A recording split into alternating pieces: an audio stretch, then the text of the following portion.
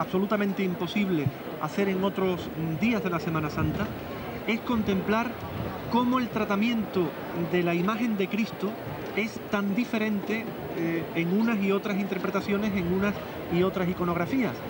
Y precisamente por eso estoy seguro que nuestros invitados en algún momento van a comentar el tratamiento de los paños de pureza o de los sudarios, el tratamiento de las cabezas, de los inris, de las cruces, de las manos, de los pies del Señor, en fin. Aquello que sea preciso, porque no va a dar tiempo a todo. Aquello que nuestros asesores tengan a bien comentar. Ha habido ya un milagro esta tarde, que es que haya más, no nos pidas otro. Vamos a ver, mira qué hermosa respuesta a la pregunta que formulábamos antes. Me lo acaba de traer José Ramón de la Era, que está sonriente porque estas son las cosas bonitas que pasan en la vida. El romero que traen los pasos es de la Hermandad del Rocío de Jerez, que lo ha traído del Coto y que lo está dando cuando pasa por la puerta de su sede canónica, la iglesia conventual de Santo Domingo. Así que el príncipe de los aromas del Coto está también hoy presente entre nosotros. Paralelamente, nuestro compañero Robert Pazos también nos lo había confirmado por otro lado. Gracias, Robert, gracias, José Ramón. Y es que son las grandezas de la Semana Santa y mucho más especialmente en esta bendita ciudad de Jerez de la Frontera.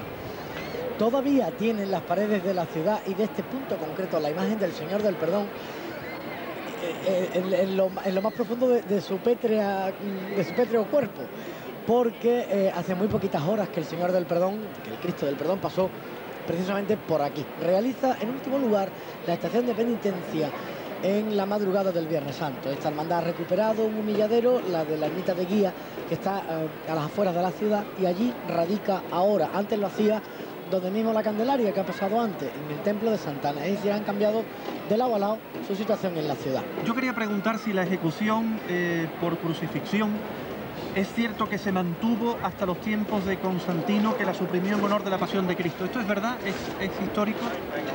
Pues yo no lo sé, pero bueno, probablemente pueda ser así, pero yo creo que es que crucifixión como tal, bueno, será en el Imperio Romano, porque en otras culturas ha seguido existiendo y en épocas posteriores se ha dado en otras culturas. Es que, claro, eso es una cosa, depende en qué sentido se quiere hacer la pregunta, ¿no? Que nos llamen. Bueno, tenemos tantos amigos doctos en diferentes materias que seguramente alguno de ellos nos podrá sacar de esta duda, ¿no? Antes del Cristo del Perdón veíamos un detalle del paño de pureza y veíamos un tipo que no es frecuente en la Semana Santa jerezana, que es el cordelífero. Es decir, como ese paño de pureza que según la tradición era la toca de la Virgen, que se la quitaba de la cabeza viendo pues su hijo despojado de toda vestidura, se la quita y con la misma toca que han jugado las lágrimas le cubre las caderas, ¿no? Porque se supone que a los crucificados los clavaban desnudos en la cruz. Sí, ¿no? Y además en el arte hay poca o casi ninguna manifestación donde aparezca Cristo desnudo. Quizás los marfiles bizantinos... No, Benvenuto Cellini, el Cristo del Escorial, o Miguel Ángel tiene también... Pero es que estamos viendo, queridos amigos, hace un instante el Cristo de la Expiración y en un plano prodigioso se ha fundido el Cristo del Perdón y prácticamente los paños de pureza estaban coincidiendo. Es que no damos abasto. Bueno, pues yo voy a hacer ahora el texto muy cortito del Evangelio de San Lucas, que hace referencia al Cristo del Perdón. Jesús decía: Padre, perdónalos porque no saben lo que hacen. Y repartieron entre sí sus vestidos echando suerte. Que dicho sea de paso, eso lo hemos visto en el paso del Señor de las Penas, donde el tercer, digamos, grupo es el de los romanos, o el tercer momento representado en el paso es el de los romanos sorteando las vestiduras de Cristo con los dados. Y los dados que también aparecen enriqueciendo simbólicamente los cálices, ¿eh? Cuando el cáliz está decorado por una labor, yo diría, de escultura en oro más que de orfebrería, pues recogen muchas veces no solo elementos eucarísticos, sino también elementos pasionales, y aparecen los dados, las lanzas, la esponja y demás. Son los atributos de la pasión. Exactamente, cálices que encontramos también aquí en el desfile de la procesión de la Magna, porque por ejemplo, si recuerdan ustedes, antes el Señor de la Oración en el huerto estaba orando con un cáliz en el que recogió esa sangre que brotó de su cabeza. Incluso la sangre y el agua que emana de la herida del costado de Cristo, que va a tener un poder taumatúrgico, es decir, curativo, pues también va a ser recogida en ese cáliz que muchas veces la historia del arte lo va a aportar la Magdalena. Con el pomo de los ungüentos. Hoy sábado santo, día de luto, no podemos olvidar cuando acaba de pasar ante nosotros el Santísimo Cristo del Perdón a Alberto Gutiérrez Rodríguez, hermano de la cofradía que falleció hace muy poco tiempo y que sin duda alguna está inserto su recuerdo en cada una de las 24 estrellas que orlan la corona de la Virgen del Perpetuo Socorro, que aguarda el regreso de su Hijo, el Santísimo Cristo del Perdón, en la ermita llamada en este momento de guía. Esa Virgen que fue desgraciadamente en el Viernes Dolores del año pasado víctima de un incendio que casi provocó su destrucción total. Afortunadamente ha sido restaurada y hay un rumor en el Jerez Cofrade que dice que el palio lo tiene muy próximo. Esta imagen procesionaba antiguamente a los pies del Cristo, de la misma forma que el Cristo procesionaba el Viernes Santo en primer lugar. Es el Cristo más joven de Jerez, más barbilampiño, es obra de Francisco Pinto Barraquero en 1967. Que es autor jerezano, Antonio. Y un Cristo vivo, además. Veremos muchos tipos de Cristo hoy, ¿verdad?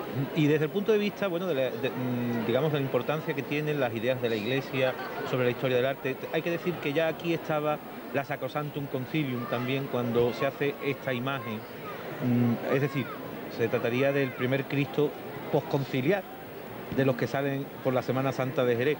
Y eso hay también que remarcarlo, porque las características de la historia del arte estaban en ese momento pues como intentando renovarse. Aquí, por ejemplo, vemos otro paño de pureza también cordelífero, pero observen, por ejemplo, el diferente trabajo del escultor, cómo ataca la madera. Yo digo ataca porque muchas veces el escultor trabaja casi como un pintor.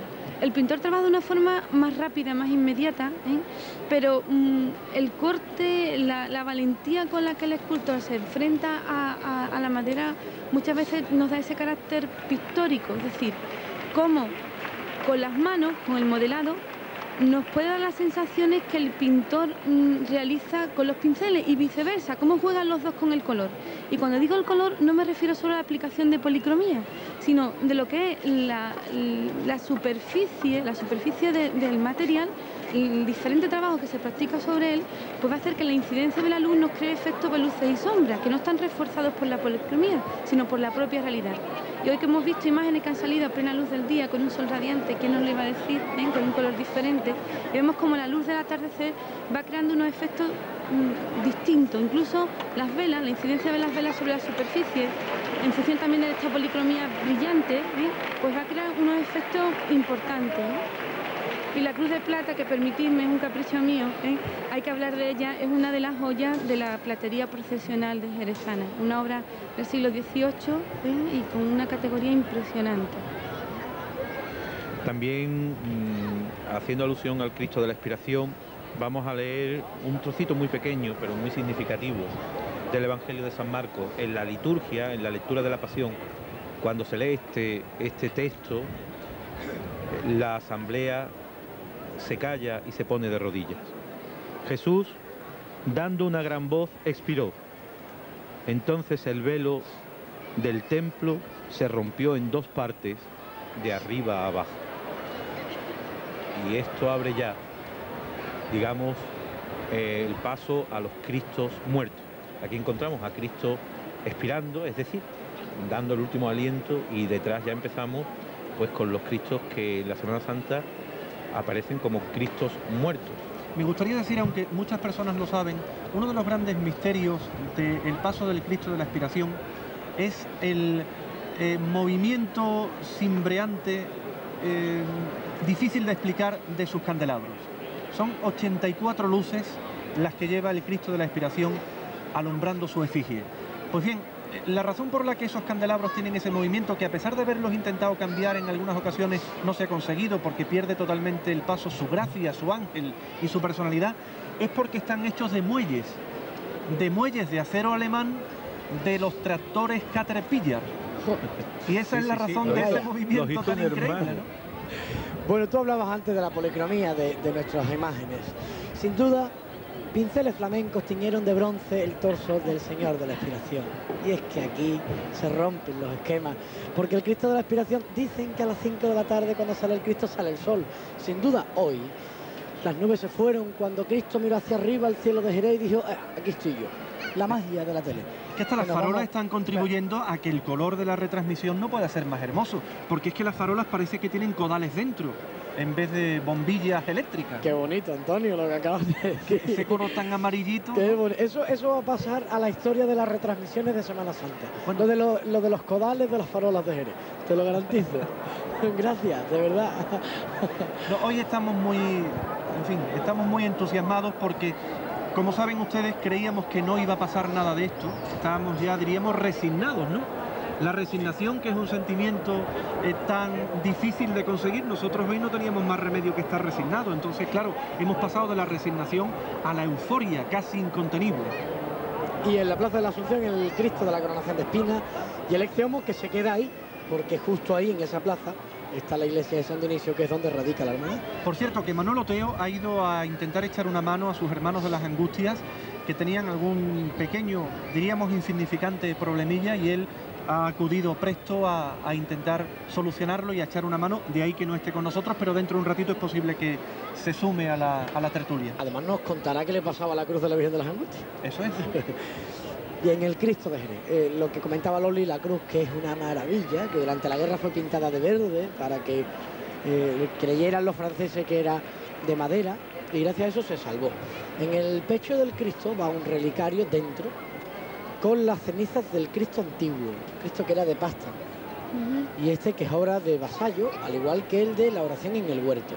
Y debajo del sol, de ese velo, que es un recuerdo, ¿no?, del eclipse, bueno, en realidad el velo yo creo que viene de la liturgia de la época en la que se tapan las cruces, pero bueno, es una derivación de eso.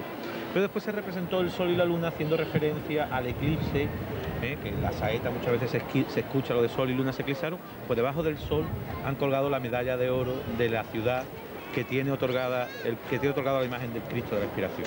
No sé si lo hemos comentado o no, el Cristo está recién restaurado, ¿no?, por Enrique Ortega. El sudario es por obra de Fernando Barea, que es uno de los más destacados vestidores de imágenes de nuestra ciudad. Viste a la Virgen de la Estrella, la de la O, la del Buen Fin, de esta hermandad, titular de esta hermandad de la Lanzada. Del Evangelio de San Juan.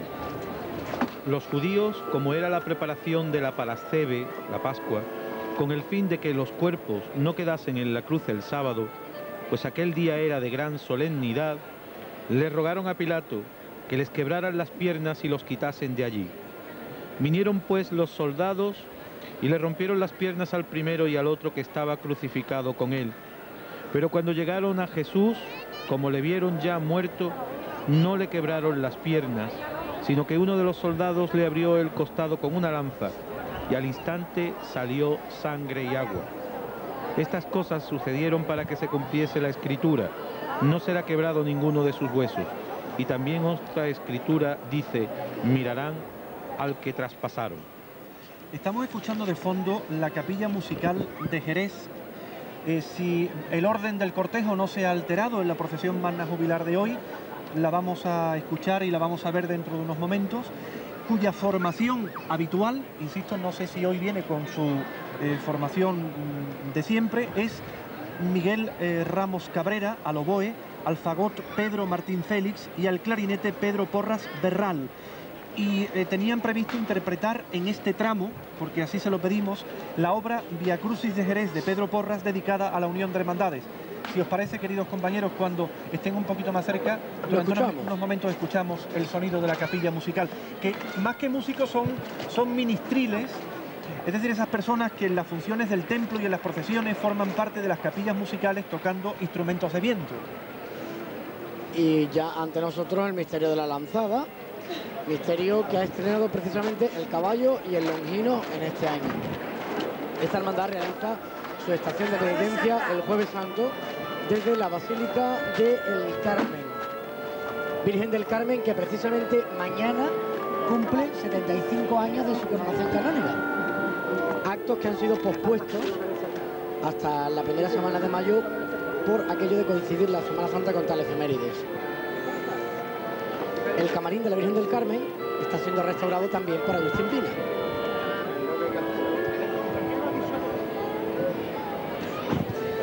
Bueno, seguimos recibiendo llamadas telefónicas, gracias José Ramón de la Era, desde Chucena.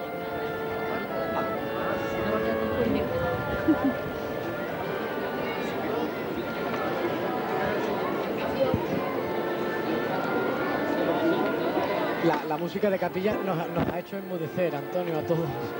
Pido disculpas por haber interrumpido. No. Seguimos escuchando.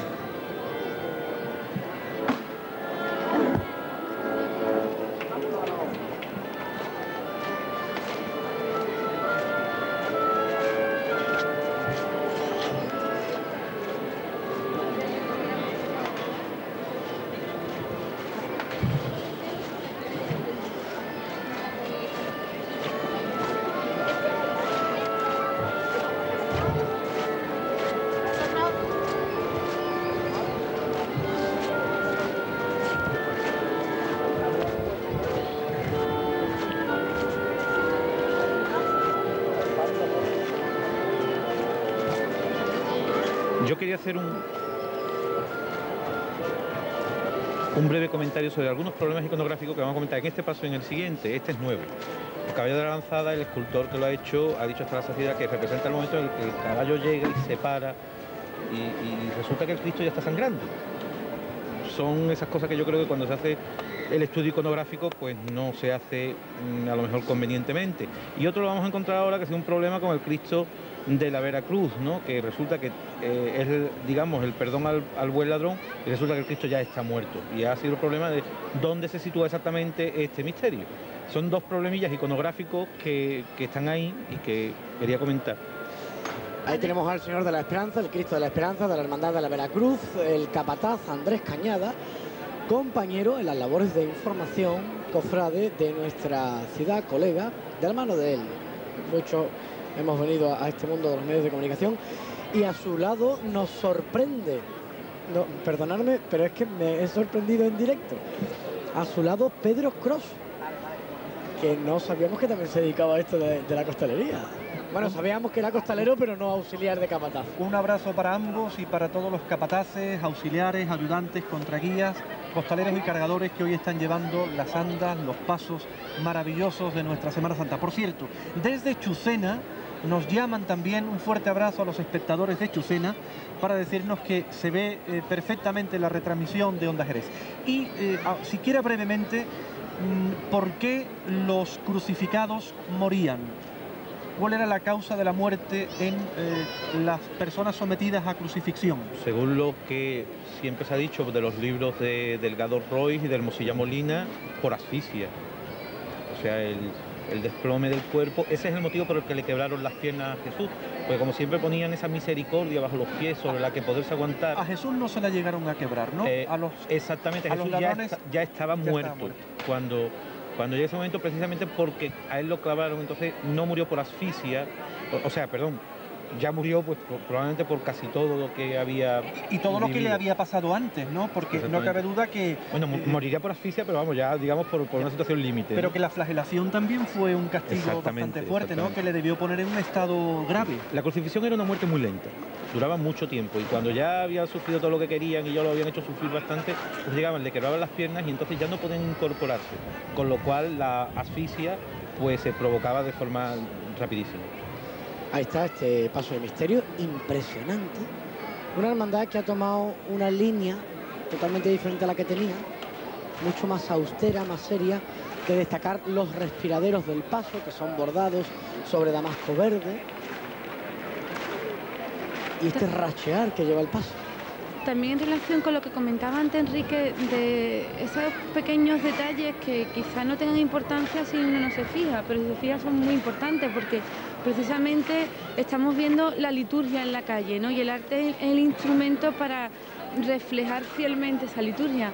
No cuesta ningún trabajo informarse acerca de cuáles son las peculiaridades de cada escena. Y por ejemplo el Evangelio apócrifo, que es una fuente que manejan los historiadores del arte muy frecuentemente, pues viene descrito perfectamente el papel que Longino y el momento en que llegó Longino y todo lo que hizo Longinos, ¿no?